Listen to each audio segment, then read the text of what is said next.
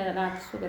जाधवांची लेखती भोसल्यांची सून होऊन आली, जाधवांची लेखती भोसल्यांची सून होऊन आली, आणि शहाजीराजांचा संसार सोन्यापरी सजवून गेली, आणि शहाजीराजांचा संसार सोन्यापरी सजवून गेली. वाघिणीचं काळीज तिचं वाघ तिच्या पोटी, वाघिणीचं काळीज तिचं वाघ तिच्या पोटी, स्वराज्याचा ध्यास म्हणी जगदंब जगदंब तिच्या ओटी, स्वराज्याचा ध्यास म्हणी जगदंब जगदंब तिच्या ओटी. ना वाकायचे ना झुकायचे, ना वाकायचे ना झुकायचे, अन्यायावर पलटून वार करायचे, ना वाकायचे ना झुकायचे, अन्यायावर पलटून वार करायचे, सन्मानाने जगायचे आणि सन्मानानेच मरायचे. अशी शिकवण देणाऱ्या राजमाता जिजाऊ यांचा जन्म 12 जानेवारी 1959 रोजी बुलढाणा जिल्ह्यातील सिंदखेड राजा येथे झाला. त्यांच्या वडिलांचे नाव लखुजीराव जाधव, आईचे नाव म्हाळसाबाई असे होते. शहाजीराजे भोसले यांच्याशी त्यांचा विवाह झाला.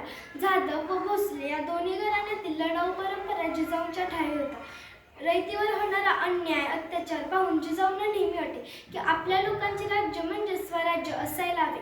हिंदवी स्वराज्याचे तेजस्वी स्वप्न जिजाऊंनी पाहिले होते. त्यांनी पुत्र शिवबाला पराक्रमाच्या, धैर्याच्या, शौर्याच्या गोष्टी सांगून घडवले.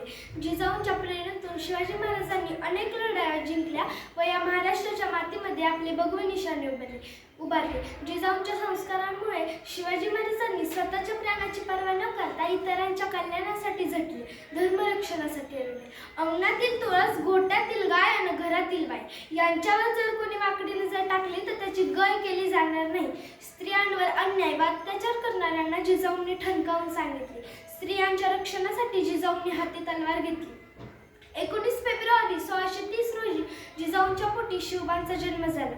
त्यांनी पाहिलेले हिंदवी स्वराज्याचे तेजस्वी स्वप्न शिवबा नक्की पूर्ण करणारच असं त्यांना खात्री होती. एक आई जितकी प्रेमळ असायला हवी तितकीच ती खंबीर आणि कणकर सुद्धा असायलाच हवी.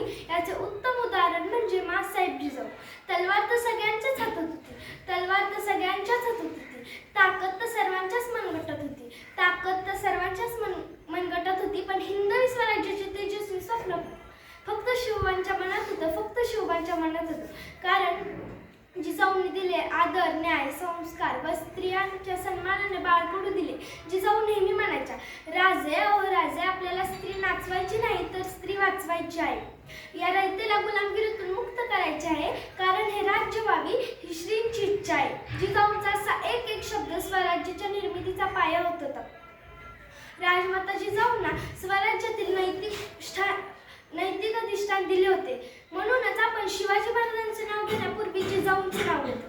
जय जिजाऊ, जय शिवराय, जय जिजाऊ, जय शिवराय. जिजाऊंनी मराठी माणसाला व मावळ्यांना प्रतिकूल परिस्थितीवर मात देण्याची जिद्द दिली. म्हणून मुठभर मावळ्यांनी लाखोंच्या फौजांना अक्षर जेरीस आणले. राजमाता जिजाऊ या खऱ्या अर्थाने राष्ट्रमाता ठरतात. अशा या राजमातांचा 17 जून 1979 रोजी 17 जून 1974 रोजी निधन झाले. शेवटी जाता एवढेच बोलते, कर्म तुमचे थोर जिजाऊ, उपकार कधी नाही फिटणार, कर्म तुमचे थोर जिजाऊ, उपकार नाही कधी फिटणार, चंद्र सूर्य असेपर्यंत नाव नाही तुमचे कधी मिटणार, नाव नाही कधी तुमचे मिटणार. धन्यवाद. जय हिंद, जय कर्मवीर.